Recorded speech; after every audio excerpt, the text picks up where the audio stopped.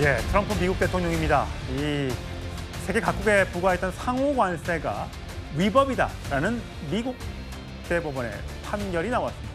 대통령 즉각 반발하고 있는데 관련 발언 들어보시죠. Foreign countries that have been ripping us off for years are ecstatic. They're so happy. And they're dancing in the streets, but they won't be dancing for long. Today, I will sign an order to impose a 10% global tariff under Section 122 over and above our normal tariffs already being charged.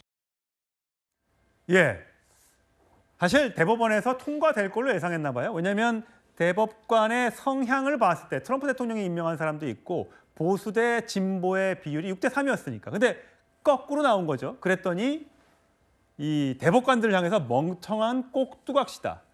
급진 좌파의 미국 민주당원들의 애완견 노릇을 법관들이 했다. 이런 강력한 발언이 나왔습니다. 자, 정익진 변호사 보시기에는 이번 판결, 상호관세에 대해 대통령의 권한이 없다라고 판결한 거 어떻게 보셨어요? 글쎄요, 결과는 어느 정도 예상이 됐던 거예요. 트럼프도 알고 있었을 겁니다. 그러니까 이런저런 또 조치를 미리 했던 것이 아닌가 그런 생각이 드는데 아무리 지금 저렇게 이야기한다고 하더라도 그게 왜 그러냐면요.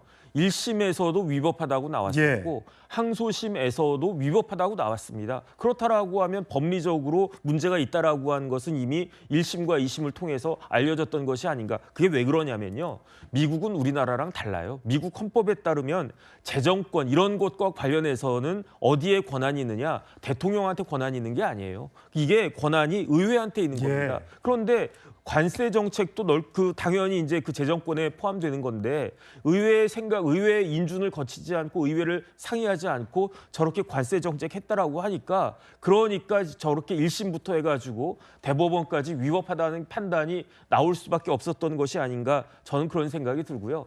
뭐 여러 가지 우리나라 입장에서도 여러 가지 여파가 있을 수밖에 없겠는데 그런 부분들은 걱정이 되지만 법률가로서는 굉장히 부럽다는 생각이 듭니다. 어떤 면에서요? 왜냐하면 저게 바로 삼권 분립 아니겠습니까? 지금 미국은요, 사법부가 아무리 트럼프 대통령이 저렇게 하고 있다고 하더라도 사법부 대법관들이 맞으면 맞고 아니면 아니다. 내가 보수든 아니든 간에 이거는 법대로 해야 된다. 네. 이런 그 모습을 보여준 것이 아닌가. 참 우리나라 실정에 비추어 봤을 때 부럽다는 생각까지 듭니다. 장윤민 대변인 보시기에 어떠세요? 사실 만약에 우리가 어떤 판결에 의해서 또 헌법재판소나 대법원 판결에 의해서 뭔가 문제가 생겼을 때 문제가 있다라고 얘기하지만 이렇게 애완견 노릇을 했다. 꼭두각시다. 이런 발언을 우리가 할 수 있습니까? 아무 대한민국 정치인이라면 사실 상상하기가 어려운 발언이고요. 워낙에 도널드 트럼프 대통령의 그 캐릭터랄까요? 그리고 어떤 본인의 심증을 가리지 않고 직설적으로 이야기하는 그런 부분이 드러나는 것 같은데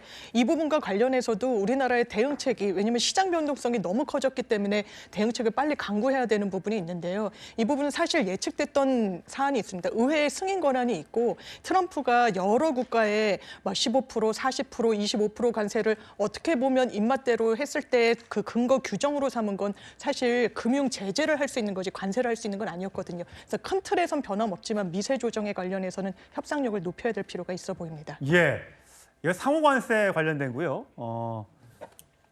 철강이나 자동차 뭐 등등에 내렸던 또 관세는 또 별도 문제이기 때문에 어떻게 유불리할지는 좀 따져봐야 할 것 같습니다.